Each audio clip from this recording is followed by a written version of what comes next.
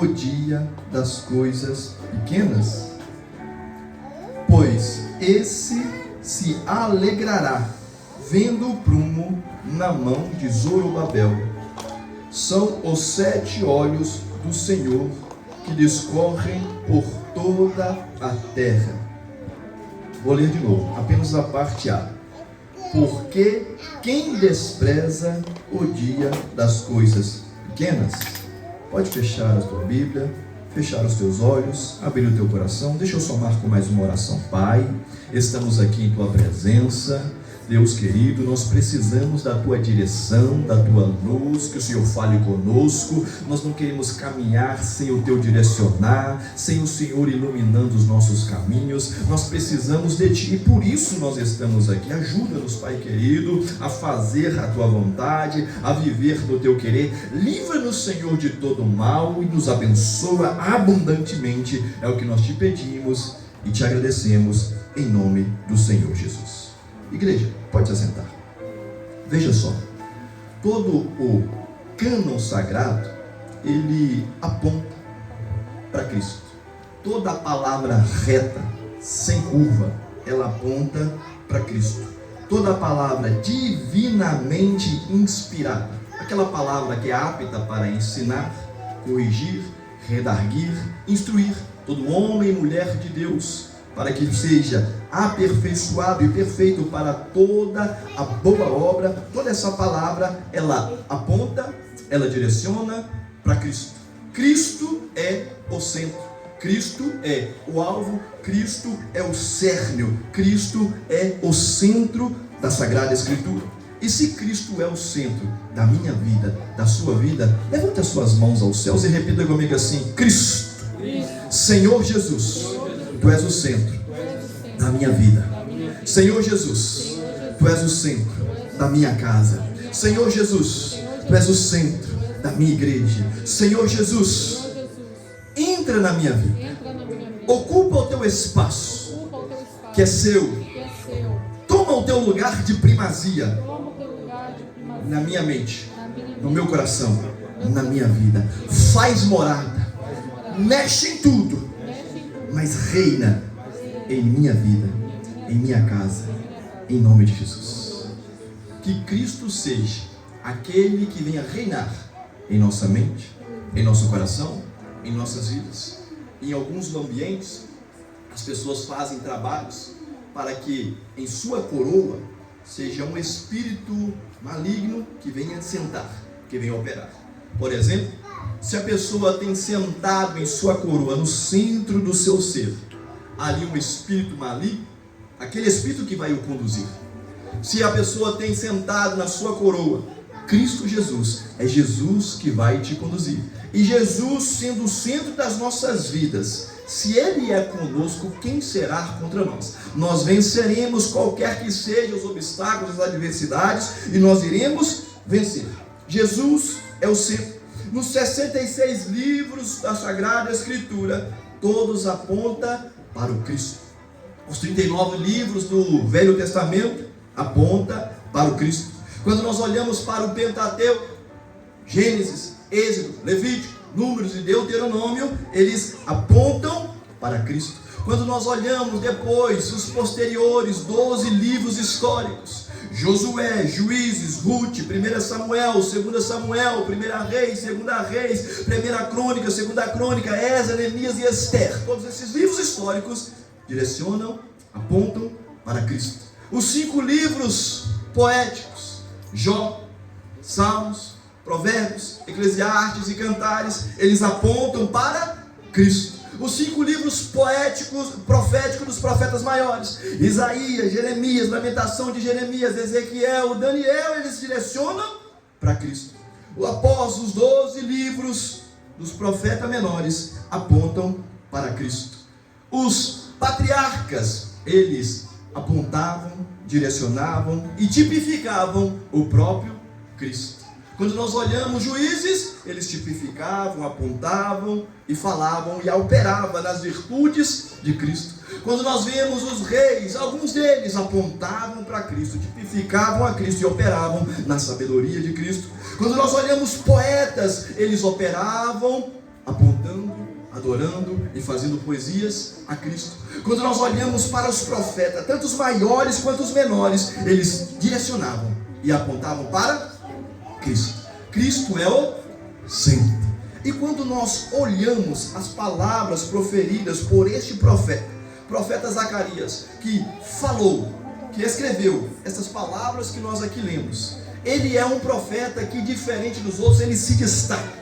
Mesmo sendo um profeta menor, mesmo sendo um profeta pequeno, ele se destacou. E diferente dos outros profetas, tirando apenas Isaías, que é o profeta messiânico e que tem uma mini bíblia dentro da Sagrada Escritura, 66 livros, tirando Isaías, o profeta Zacarias é o profeta que mais profetizou sobre a vinda do Cristo.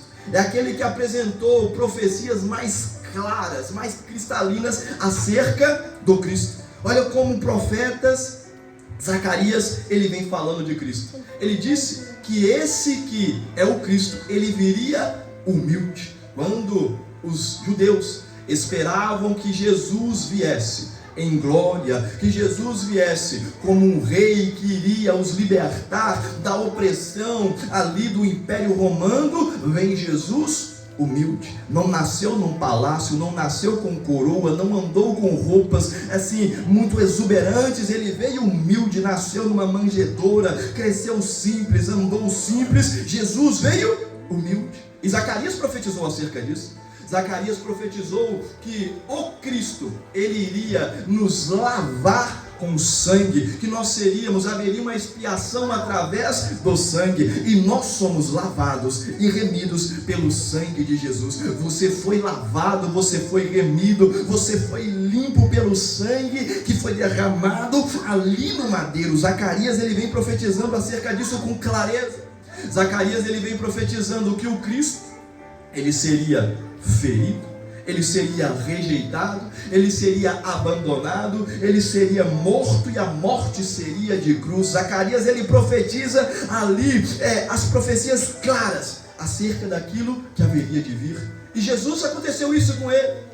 Ele pregava, e a mensagem que ele pregava, quando começou a ser um pouquinho mais forte, quando o alimento começou a ser um pouquinho mais firme, as pessoas começaram a abandonar por não compreender. Ele foi abandonado, ele foi ferido, ele foi machucado e morreu em morte de cruz. Zacarias, ele profetizou acerca disso.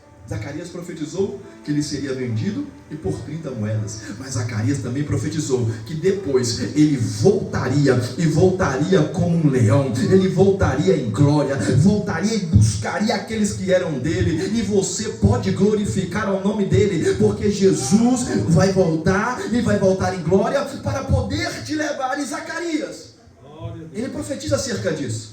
Só que Zacarias, ele nasceu em um período conturbado, ele nasceu em um período de caos, ele nasceu em um período de dificuldade. Nós bem sabemos que houve os impérios, primeiro os assírios, que dominaram a parte norte de Israel, depois vieram os babilônicos e sitiaram todo Israel. E quem estudou a teologia sabe que a Babilônia fica ali naquela região da Mesopotâmia, e ali o rei Nabucodonosor, todo ali a Babilônia, quando sitiou Israel, trouxe de Israel todo o povo para dentro da Babilônia e destruiu Israel, destruiu o templo, destruiu tudo aquilo que ali estava. E Zacarias, provavelmente ele nasceu dentro de Babilônia, ou quando veio para a Babilônia ainda era uma criança. E ele cresce em meio a um período de complicação, ataques governamentais, lutas, conflitos, mas mesmo assim, nascendo em um período de dificuldade ali de governos, dificuldade de cativeiro, dificuldade de saber que a sua terra está destruída, ele cresceu e se formou e se transformou e foi lavado, remido e fortificado e se apresentou firme como um profeta. Você pode, mesmo em meio a tempos conturbados, onde governos estão em guerra, as lutas estão constantes, você ser um profeta, aquele que profetiza, aquele que declara, aquele que traz esperança, aquele que traz ânimo e aquele que leva verdades ao mundo. Zacarias, ele se levanta como um profeta. E depois que vem os medos e os persas, que conseguem vencer o Império Babilônico. Eles dão a oportunidade do povo israelita, que estava dentro de Babilônia, de voltar para a sua terra, e se levanta um líder jovem, com algumas dificuldades, um monte de tempo ali dentro de Babilônia. Levanta-se um líder por nome de Zorobabel. Repita comigo: Zorobabel. Esse líder, ele chama o povo: vamos voltar para Jerusalém?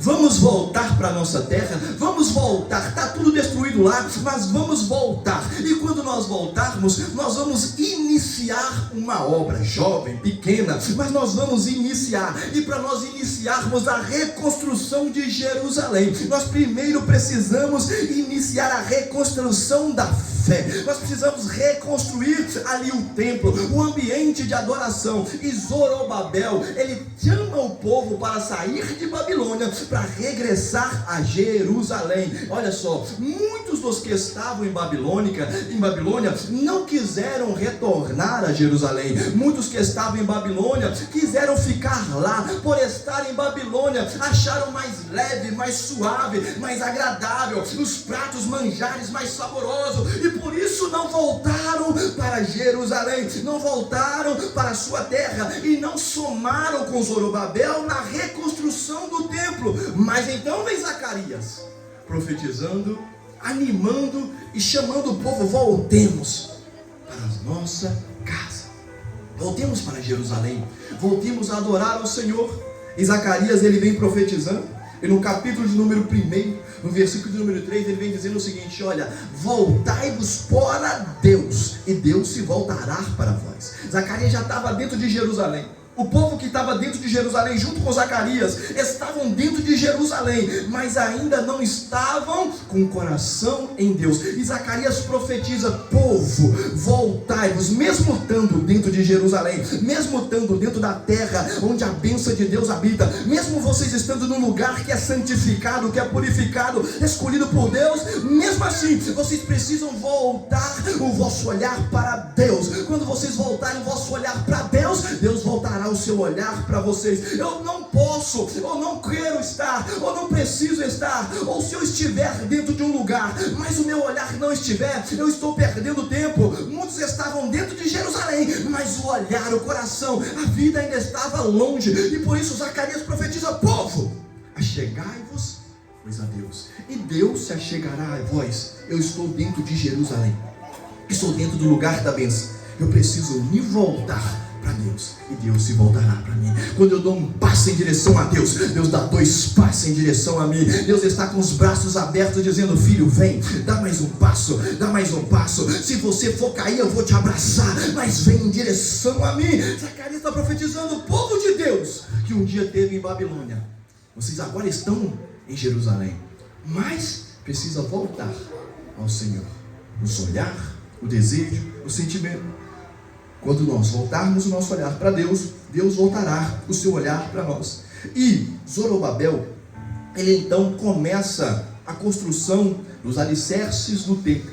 Ele começa pela base, ele começa pelo chão. Nós, quando queremos começar uma construção, precisamos pela base. E não tem como eu ter uma base firme se a minha fé não está firme, se eu ainda fico voando como folha seca por qualquer vento de doutrina. Não, a minha fé tem que estar firme. Eu sou de Cristo, a minha vida é de Cristo, eu amo a Cristo, Cristo é o eixo da minha vida, eu estou firme. Lá em Hebreus vem dizendo que a fé é um firme fundamento, que nada vem abalar tua fé, que as montanhas se mudem, que os governos se mudem, que caia 1000 ao teu lado, 10.000 à tua direita, que 1000 se volte para Baal, que 10.000 volte para Babilônia, mas que você permaneça firme. Caia 1000 à tua direita, 10.000 à tua esquerda, mas você permaneça de fé firme. Começamos a construir aqui o nosso templo pela base, fé, e uma fé firme em Cristo. Zorobabel, ele começa a construir. Só que Zorobabel, diferente de Salomão, que quando começou a construir tinha riqueza, tinha poder, tinha muita coisa, Zorobabel não. Zorobabel começa a construir com as forças que tinha, com um povo que tinha acabado de sair do cativeiro, um povo que ainda estava começando a ter aquele desejo de voltar o olhar para Deus, de buscar a Deus, estava ainda engateando em direção a Deus. Agora, aqui não, quando estava Salomão, não, o povo estava ali acostumado com ver Davi cantando, dançando, pulando, vindo de vitória em vitória, e vem Salomão ali com glória, com muita exaltação, constrói o templo com muito recurso, muita força. Agora Zorobabel não. Zorobabel constrói com o que tinha. Nós precisamos sempre fazer o que nós podemos dentro das nossas condições, mas dando sempre o nosso melhor. Assim foi Zorobabel. Só que o povo que ainda estava meio, olhando para lá, olhando para cá, começaram a murmurar. E falou com o povo, começou a vir uma murmuração: olha, não, mas esse templo, a glória desse templo não tem nada a ver com a glória do primeiro templo. Esse templo aqui, não está tão exuberante como o primeiro templo. Aí então Zacarias, ele profetiza, ele profere as palavras que nós aqui lemos: povo, por que vocês desprezam o tempo das pequenas coisas? É uma pergunta. Nessa tradução aqui, é uma pergunta. Zacarias, o profeta, está perguntando ao povo: por que despreza o tempo das pequenas coisas? Nós nunca podemos desprezar o tempo das pequenas coisas. Às vezes, por nós desprezarmos os tempos das pequenas coisas, principalmente nós que temos aqui uma pouca idade, que somos jovens, nós temos aquela ânsia de alcançarmos aquilo que Deus já preparou para nós, e por querer estar lá, às vezes nós desprezamos esses primeiros passos, essas pequenas coisas, esses pequenos recomeços. Mas o profeta vem dizendo: não despreze o tempo das pequenas coisas. Eu estou aqui num ambiente que ainda é pequeno, as coisas são pequenas, mas eu estou desfrutando. Se eu desprezo o tempo das pequenas coisas, eu acabo por pular um passo, a etapa do aprendizado. Às vezes é aqui, é nas pequenas coisas que Deus vai nos preparando para as grandes coisas. Foi lá, quando Davi ainda estava lá no meio do mato, cuidando de ovelhas pequeninas, lutando com o urso, lutando com o leão. Deus estava preparando ele para enfrentar gigante, para se tornar rei. É no período das pequenas coisas que Deus nos prepara para as grandes coisas. E se nós desprezamos as pequenas, quando chegarmos nas grandes, nós não temos base, estrutura e força. Em outras traduções, vem dizendo o seguinte: não desprezeis as coisas simples. Aqui já é uma exortação. Muitas pessoas se maravilham com ambientes exuberantes, com estruturas grandiosas, e falam: aqui é lindo. E por haver alguns lugares lindos, pessoas grandes, pessoas eloquentes, aí às vezes desprezam aquilo que é simples. E por desprezar aquilo que é simples, às vezes também desprezam o próprio Deus. Olha para você ver, quando nós olhamos para o povo de Israel, eles desprezaram a Jesus, porque ele veio simples, ele veio apresentando-se simples, ele veio se apresentando humilde, mas um dia ele voltará, e tudo aquilo que um dia é grande, primeiro veio simples. Não despreze as coisas simples. Pastor, mas eu vou vir aqui e vou cantar um louvor na simplicidade, talvez eu vou até desafinar. Não despreze, continue adorando na simplicidade. Pastor, mas a minha oração é simples. Não tem problema, continue orando na simplicidade. Pastor, mas a minha pregação é simples, continue pregando nas coisas simples. Se você começar a olhar e se comparar com aqueles que é grande, você despreza as coisas simples. Aleluia. Não despreze as coisas simples. Deus, ele tem prazer em operar na simplicidade. Quando começou, Deus falou com o povo, Deus, o Pai, ele falou com o povo assim: olha, faz aí uma arca, que eu tenho prazer, eu quero habitar em meio ao povo. Faz uma arca de madeira de cetim, uma madeira de acácia. Pega aquela madeira cheia de nó, aquela madeira dura, aquela madeira que só serve para colocar fogo. Pega essa, uma madeira simples, difícil de lidar, às vezes que nem nós, né? Às vezes a gente é todo, que nem eu falo assim, eu sou rústico, bruto e sistemático, todo difícil de lidar. Aqui essa madeira, Deus pega nós assim, todo bruto, todo simples. Só que quando nós nos colocamos simples na mão do Senhor, Ele nos reveste com ouro por dentro e por fora. Ele falou: faz aí uma arca de madeira de cetim, mas reveste ela com ouro puro e por fora. Às vezes você pode ser uma pessoa que parece ser complicada, mas se está na mão de Deus, e se está revestido com ouro puro por dentro, se está revestido com ouro puro por fora, Deus vai habitar em você. E Deus habitando em você, a glória dele, a presença dele é que importa. O povo estava rejeitando, o povo estava murmurando, porque a construção do segundo templo estava simples, mas veio o profeta e vem dizendo: olha, na simplicidade, a glória dessa segunda casa será maior do que da primeira. O que importa é a manifestação da glória. Às vezes você vai em lugares de reis, em lugares muito exuberantes, mas a glória não está lá, a presença não está lá. Às vezes você está em ambientes que é simples, mas Deus se faz presente, e onde Ele se faz presente, a glória se manifesta, e onde a glória se manifesta, a transformação, a mudança, a renovo. Ele vem nos lapidando, vem nos limpando, vem nos fortalecendo, vem nos animando, vem nos dando ânimo, e nós vamos vencendo e triunfando sobre essa terra. Aleluia! O profeta vem animando o povo: não desprezeis as coisas simples. E outra coisa, o profeta ele vem animando a esse líder Zorobabel, porque é difícil, sabia? Você tentar reconstruir algo e as pessoas tentando destruir o que você está reconstruindo. Você está tentando construir e as pessoas ali caluniando.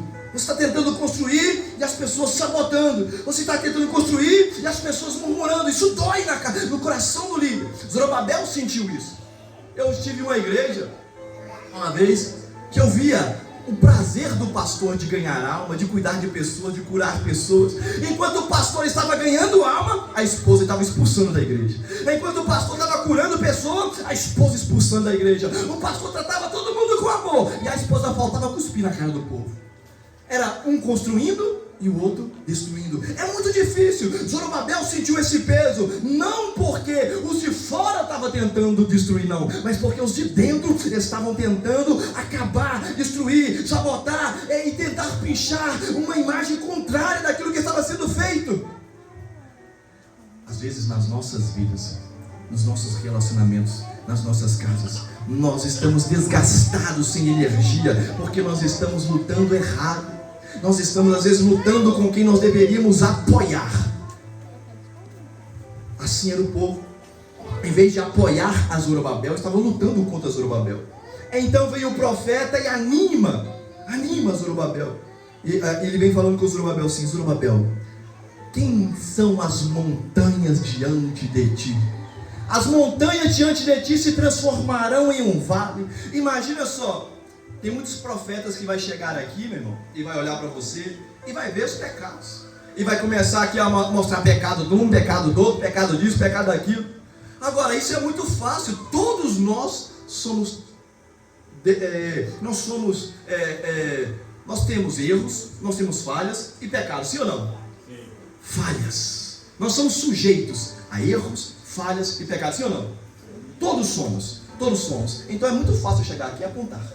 Só que o meu Jesus, ele pegou Pedro. Ele sabia que Pedro tinha falha, sabia que Pedro tinha erro, só que ele não trouxe para fora aquilo que ia expor, que ia humilhar Pedro. Ele trouxe para fora a virtude de Pedro. Pedro, tu és pedra, e sobre a minha igreja tu estará. Pedro, você é pedra. Ele pegou ali Tomé, que era às vezes incrédulo, e fez dele um grande homem. O nosso Deus, um profeta de Deus, ele vem extraindo as tuas riquezas, me trazendo para fora. E o profeta Zacarias vem falando para Zorobabel: Zorobabel, anima-te, porque nem as montanhas ficarão diante de ti. As montanhas se transformarão em um vale. Aleluias. Deus está animando Zorobabel.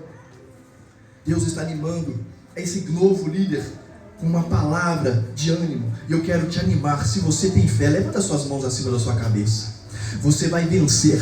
As montanhas vão ter que se mover para você romper, para você vencer e para você concluir a obra que o Senhor tem na sua vida. Ele está te dando ânimo. Ninguém vai te parar, nem de fora nem de dentro. Ninguém vai vai te desanimar, você vai continuar, você vai avançar. A obra de Deus na sua vida vai ser concretizada, porque o nosso Deus é aquele que quando começa a boa obra, Ele não para no começo, Ele não para no meio, Ele não para, Ele vai até o fim. Ele está fazendo a obra, o Espírito de Deus está fazendo a obra. Enquanto você está aqui ouvindo a palavra, o Espírito Santo está tocando no teu coração, está tocando na tua mente, e está fazendo a obra, está fazendo a obra. Você vai se levantar daqui hoje, vai para sua casa aqui hoje, como o profeta Zacarias, o profeta que se destacou por ter Cristo no centro, porque pegou o Cristo, porque animou pessoas, porque ajudou pessoas.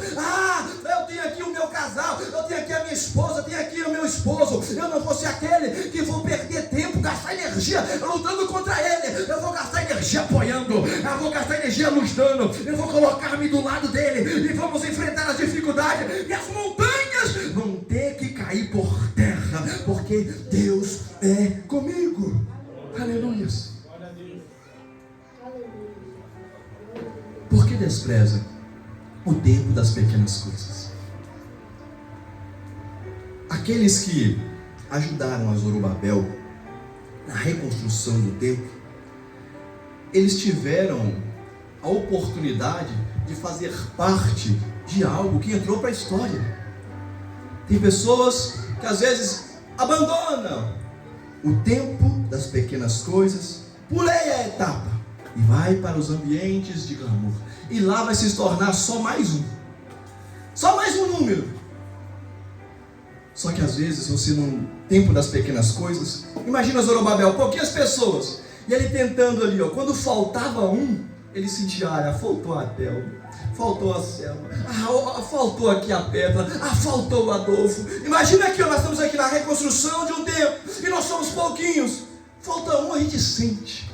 Você faz a diferença. Agora nas coisas grandes, imagina ali, estava ali Salomão, naquela grande construção, mais de 10.000 pessoas, faltava um, não fazia diferença nenhuma.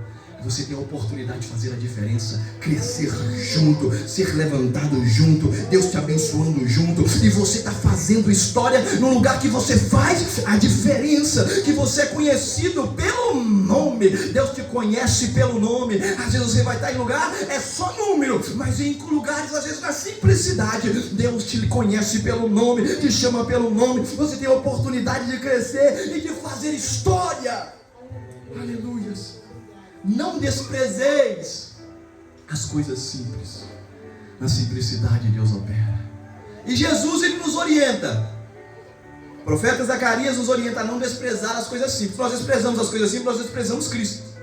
Olha para você ver os gregos. Os gregos, eles eram muito dotados ali do conhecimento de filosofia, disso, daquilo. E quando Paulo chegou pregando o evangelho da cruz, o evangelho simples, eles rejeitaram aquilo que era simples. Quando Jesus veio simples, os judeus rejeitaram aquilo que era simples. E aqui está falando, não desprezei as coisas simples. Nós não podemos desprezar as coisas simples. Nós não podemos abandonar aquilo que é simples. Se coloque sobre os seus pés. Quero finalizar essa palavra orando pela sua vida. Não desprezeis o tempo das coisas pequenas. Não desprezeis as coisas simples. Na simplicidade, Deus vai tocando no seu coração, Deus vai moldando, Deus vai trabalhando, Deus vai agindo. Jesus, ele nos disse, Zorobabel, Zacarias nos instrui, não desprezar as coisas simples. Jesus já nos instrui. Eu vou mandar vocês em meio a lobos, por isso seja simples como as pombas e prudente como a serpente. Se você desprezar aquilo que é simples, às vezes você está desprezando alguém que foi enviado por Cristo, alguém que foi mandado por Deus, e nós não podemos desprezar aqueles que Deus mandou até nós para nos ajudar. Não desprezeis as coisas simples. Levante as suas mãos aos céus, eu quero orar por você, não quero te cansar mais. Santo Deus, cada um dos meus irmãos que estão aqui são pessoas simples, mas pessoas que são chamadas, pessoas que são escolhidas, pessoas que foram resgatadas pelo Senhor e estão aqui trabalhando, Senhor, na construção desta pequena obra. Pai, é simples, é com as nossas condições, mas estamos aqui, Senhor, na simplicidade, fazendo, com tantas adversidades, lutas e murmurações, tantos que entraram, Pai querido, estiveram aqui conosco, mas com a mente lá em Babilônia, e por isso saíram, mas aqui estão aqueles que estão em Jerusalém, e estão ajudando, Pai querido, na reconstrução do teu templo. Ó Pai querido, por isso nós te pedimos que a glória dessa casa seja grande, seja grande, seja grande, seja grande, e que na vida do meu irmão, a glória da segunda casa seja maior do que a da primeira. Um dia ele adorou ao Senhor com fervor, com graça, com unção, Pai querido, e que esse recomeço seja maior, seja diferente, Pai querido, que o meu irmão não lute contra o próprio irmão, mas que se posicione junto, unidos como igreja, como família, lutando contra os potestades, contra os principados, contra as hostes espirituais da maldade, com Cristo no centro, com Cristo na mente, com Cristo na cabeça, pregando Cristo, vivendo Cristo, em nome do Senhor Jesus. Eu profetizo na sua vida que as montanhas vão ter que se mover para você vencer. As montanhas vão virar um vale e você vai triunfar, você vai vencer, você vai concretizar a sua vitória, você vai concretizar o seu chamado, você vai alcançar os seus propósitos em nome do Senhor Jesus. Amém? Aleluia. Essa mensagem que eu deixo para o coração da igreja. Olha para o irmão que está do seu lado e diga para ele: não despreze o tempo das pequenas coisas. Não despreze as coisas simples. Deus opera na simplicidade. Amém? Quero convidar aqui todas as crianças. Gabriel já veio. Todas as crianças, vem aqui à frente, vamos orar.